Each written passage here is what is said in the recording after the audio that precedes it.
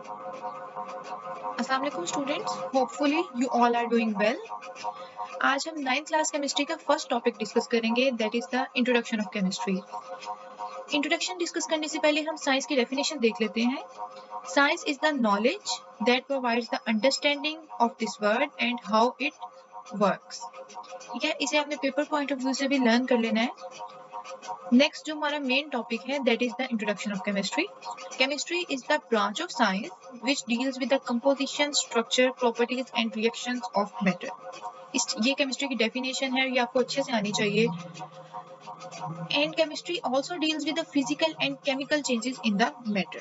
और इनको स्टडी करने के लिए हम डिफरेंट लॉज और प्रिंसिपल्स को स्टडी करेंगे केमिस्ट्री में। तो केमिस्ट्री की डेफिनेशन में जो मेन चीजें हैं, that is the composition, structure and changes in the matter. Composition क्या होता है? कंपोजिशन में हम एलिमेंट्स और कंपाउंड्स की परसेंटेजेस फाइंड करते हैं कि किसी सैंपल के अंदर क्या परसेंटेज है किसी एलिमेंट की या किसी कंपाउंड की क्या परसेंटेज है। ठीक है, और स्ट्रक्चर में हम देखते हैं कि अरेंजमेंट क्या है एटम्स की। और जब हम चेंज की बात करते हैं मैटर में, तो हम फिजिकल चेंजेस की भी बात कर रहे होते हैं और केमिकल चेंजेस की भी बात कर रहे होते हैं, जिसके रिजल्ट में एनर्जी एब्जॉर्प्शन होती है या फिर एनर्जी एवोल्यूशन होती है। मतलब एनर्जी या तो रिएक्शन के दौरान एब्जॉर्ब होगी या इवॉल्व होगी। तो इन सब चीजों को हम केमिस्ट्री में स्टडी करते हैं। नेक्स्ट जो हमारा टॉपिक है, that is the branches of chemistry. Chemistry की मेन ब्रांचेस जो आपकी बुक में गिवन है, that are 11 branches. First is the physical chemistry, second is the inorganic, next organic, environmental, analytical, biochemistry, nuclear chemistry, polymer chemistry, geochemistry, medicinal and astrochemistry. इन सबको हम detail में next देखेंगे। First branch जो हम discuss करेंगे, that is the physical chemistry. This branch investigates how substances behave at atomic and molecular level. मतलब कि physical chemistry में हम सब्सटेंसेस को एटॉमिक और मॉलिक्यूलर लेवल पे जाकर स्टडी करेंगे। इसके साथ आपने पेपर में थोड़ी सी डिस्क्रिप्शन भी ऐड करनी है अपने क्वेश्चन को प्रेजेंटेबल बनाने के लिए। फिजिकल केमिस्ट्री जो है ये डिस्क्राइब करती है डिफरेंट फिजिकल लॉज को, कि किस तरह से एटम्स और मॉलिक्यूल्स जो है वो डिफरेंट स्पेसिफिक प्रॉपर्टीज और कैरेक्टरिस्टिक्स शो करते हैं। More over physical chemistry atoms और मॉलिक्यूल्स को एक्सप्लेन करती है कि किस तरह से वो रिएक्ट करते हैं और रिएक्ट करके हमें ह्यूज स्ट्रक्चर्स देते हैं। इसके अलावा ये चेंजेस और रेट ऑफ रिएक्शन में जो चेंजेस आ रहे होते हैं उनको भी प्रिडिक्ट करती है, और उनके जो कंडीशंस चाहिए होती हैं रिएक्शंस को, उसके बारे में भी बताती है इंडस्ट्रियल स्केल पे जाके। ठीक है, इसकी अगर एग्जांपल हम देखें फिजिकल केमिस्ट्री की, तो ये इंडस्ट्रियल स्केल पे जो रिएक्शंस की प्रिडिक्शंस हैं उसमें और जो ऑप्टिमाइजेशन होती है उसमें फिजिकल केमिस्ट्री जो है वो यूज हो रही होती है। नेक्स्ट केमिस्ट्री की जो ब्रांच हम स्टडी करेंगे, that is the inorganic chemistry. It is the study of synthesis, composition, properties and structure of elements and compounds that contain little or no carbon। मतलब ऐसे कंपाउंड जिनमें लिटिल या no carbon होता है, उनकी हमने सिंथेसिस भी स्टडी करनी होती है, इसमें कंपोजिशन भी, प्रॉपर्टीज भी एंड स्ट्रक्चर भी।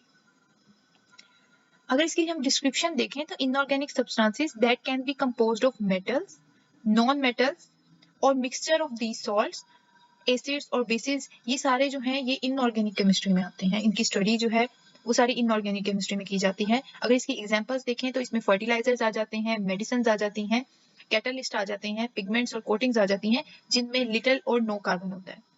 ठीक है, ये सारी जो है ये इनऑर्गेनिक केमिस्ट्री थी हमारे पास। नेक्स्ट जो इंपॉर्टेंट ब्रांच है, that is the organic chemistry. Organic chemistry जो है ये एक्चुअली डील करती है उन कंपाउंड्स के साथ जिनमें कार्बन प्रेजेंट होता है। ठीक है, मतलब हाइड्रोकार्बन्स भी हो सकते हैं और उनके जितने भी डेरिवेटिव्स हैं आगे वो सारे ऑर्गेनिक केमिस्ट्री में स्टडी किए जाते हैं। अगर हम इसको डिस्क्राइब करें तो ऑर्गेनिक केमिस्ट्री इंक्लूड करती है structure, formation, properties, composition and reactions of carbon containing compounds. मतलब ये सारी चीजें जो हैं हम ऑर्गेनिक केमिस्ट्री में स्टडी करते हैं उन कंपाउंड्स की जिनमें कार्बन प्रेजेंट होता है। अगर हम इसकी एग्जांपल्स देखें तो ऑर्गेनिक कंपाउंड जो है सारी जो जितनी भी फॉर्म्स ऑफ लाइफ हैं उस सब में हमें इधर उधर नजर आते हैं, सारे कार्बन कंटेनिंग कंपाउंड्स ही होते हैं, और ये जो है ये बहुत इंपॉर्टेंट है और एसेंशियल है लाइफ के लिए। ठीक है, ये ह्यूज और ब्रॉड एग्जांपल आ जाती है ऑर्गेनिक केमिस्ट्री की। नेक्स्ट जो हमारे पास ब्रांच है, that is the environmental chemistry. Environmental chemistry is the scientific study of chemical and biochemical phenomena that occur in this planet. ठीक है, हमारे इन्वायरमेंट में मतलब जितने भी केमिकल और बायोकेमिकल फिनोमेना हो रहे हैं उसको हम इन्वायरमेंटल केमिस्ट्री में स्टडी करेंगे। इसकी अगर हम डिस्क्रिप्शन देखें तो ये हमें sources, reactions, effects and fates of chemical species के बारे में बताती है। जितनी भी केमिकल स्पीशीज हमारे इन्वायरमेंट में है, मतलब कि एयर में है, सॉइल में है या वाटर में है, उन सब के बारे में ये जो है इन्वायरमेंटल केमिस्ट्री हमें बताती है और इसमें हम स्टडी करते हैं। Without it it would be impossible to study the effects that humans have on the environment through the release of chemicals। मतलब humans जितने भी chemicals अपने environment में generate कर रहे हैं, उनका जितना भी effect हो रहा है सारा environment के ऊपर, वो हम सारा environmental chemistry में study करते हैं। It helps in understanding the causes, effects and solution of different types of pollution। मतलब जितनी भी pollution cause हो रही है उन सब के जो causes हैं, effects हैं और solutions जो हैं वो सारी environmental chemistry में study किए जाते हैं।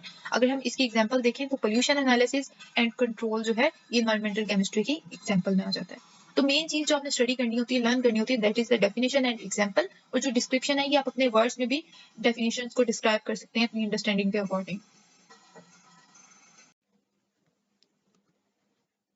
नेक्स्ट जो ब्रांच हम स्टडी करेंगे that is the analytical chemistry. It deals with the analysis of different substances. मतलब हम सब्सटेंसेस को एनालाइज करते हैं एनालिटिकल केमिस्ट्री में। इसमें हम सेपरेशन भी कर रहे होते हैं कंपोनेंट्स की, आइडेंटिफिकेशन भी कर रहे होते हैं और डिटर्मिनेशन भी कर रहे होते हैं जो भी कंपोनेंट्स हमारे सैंपल में प्रेजेंट होते हैं। इसके लिए डिफरेंट मॉडर्न और सोफिस्टिकेटेड इंस्ट्रूमेंट्स को यूज किया जाता है। अगर हम इसकी एग्जांपल देखें तो केमिकल कंपोजिशन को एनालाइज करना डिफरेंट इंस्ट्रूमेंट्स को यूज करके, it is an example of analytical chemistry. Next जो important ब्रांच है हमारे पास that is the biochemistry. Biochemistry is the branch of chemistry in which we study life through chemical processes।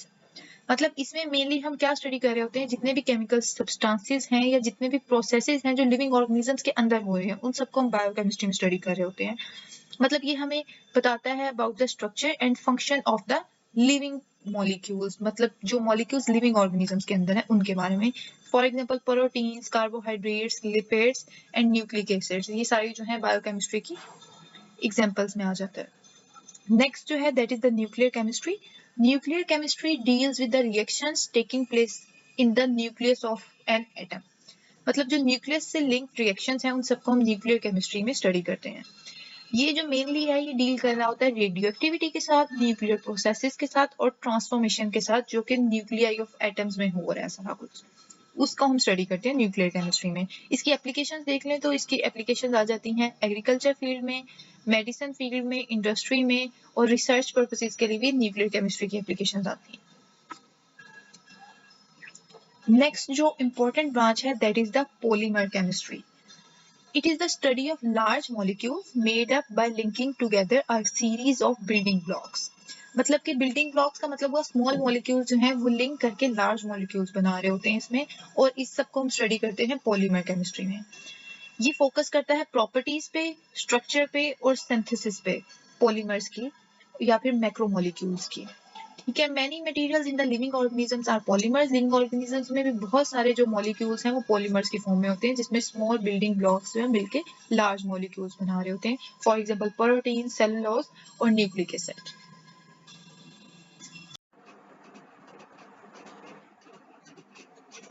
Next branch जो है that is the geochemistry.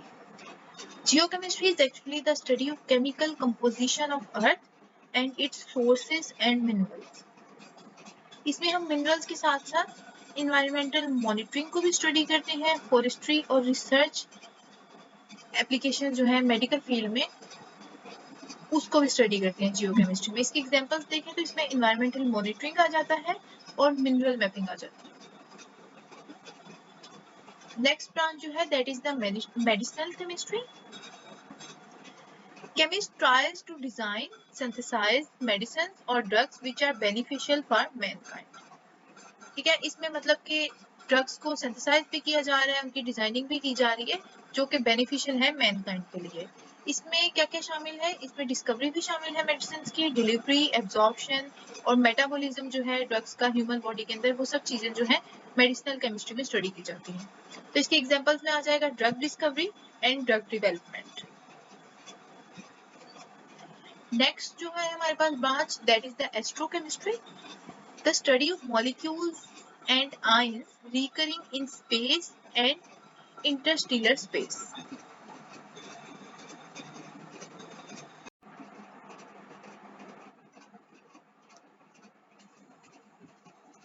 Next है हमारे पास astrochemistry. Astrochemistry is the study of molecules and ions recurring in space and interstellar space. मतलब ये जो है mainly space के साथ लिंक कर रही होती है ब्रांच, मतलब हम स्पेस की स्टडी करते हैं इसमें। स्पेस में जितने भी मॉलिक्यूल्स होते हैं या आयंस होते हैं उनको स्टडी करते हैं इसमें। अगर इंटरस्टेलर स्पेस की बात की जाए तो इंटरस्टेलर स्पेस वो होती है that is between the stars. इसके डिस्क्रिप्शन में आ जाता है कि हम इसमें एटम्स, मॉलिक्यूल्स और आयंस की अबंडेंस को स्टडी करते हैं, यूनिवर्स में उनकी अबंडेंस क्या है, और उसके अलावा जो उनके इंटरेक्शन हो रहा है रेडिएशंस के साथ उसको स्टडी करते हैं। ठीक है, इसकी एग्जांपल्स में आ जाता है chemical analysis of space matter. ये हमारे पास लास्ट ब्रांच थी। नेक्स्ट हम डिस्कस करेंगे इंटरेस्टिंग फैक्ट्स। इंटरेस्टिंग फैक्ट्स में आ जाता है जियोथर्मल हीट पंप्स जो हैं वो यूज होते हैं ताकि अंडरग्राउंड वाटर को हम बिल्डिंग्स में पंप कर सकें। ठीक है, ये विंटर में भी यूज होते हैं हीट करने के पर्पसेस के लिए, और समर में भी यूज होते हैं कोल्ड वाटर के लिए। ठीक है, उसके अलावा एक छोटी सी एक्सरसाइज आपकी बुक में मेंशन है जिसमें उन्होंने कहा है कि ल्यूनर मिशन है एक, और उधर से हम सैंपल्स लेके आए हैं मून से। ठीक है, इसके बाद जो सैंपल्स हैं उस पर डिफरेंट एक्सपेरिमेंट्स हमने किए हैं परफॉर्म। ठीक है, इन एक्सपेरिमेंट्स को आपने बताना है कि कौन सी ब्रांच के साथ लिंक करते हैं। फर्स्ट जो है that is determining the composition. Composition हम किस में स्टडी कर रहे होते हैं, एनालिटिकल केमिस्ट्री में। नेक्स्ट जो है that is studying the physical properties of materials. तो फिजिकल प्रॉपर्टीज को हम फिजिकल केमिस्ट्री में स्टडी करते हैं। और जो लास्ट है that is carrying out chemical reaction with usual inorganic reagents. Inorganic reagents का जब जिक्र आया है तो वो हम इनऑर्गेनिक केमिस्ट्री में जो है स्टडी करते हैं। ठीक है, यहाँ आपका फर्स्ट टॉपिक एंड हो जाता है 9th क्लास केमिस्ट्री का, चैप्टर 1 का। अगर आपको कुछ भी ना समझ आई हो you can ask in comment section. Thank you so much.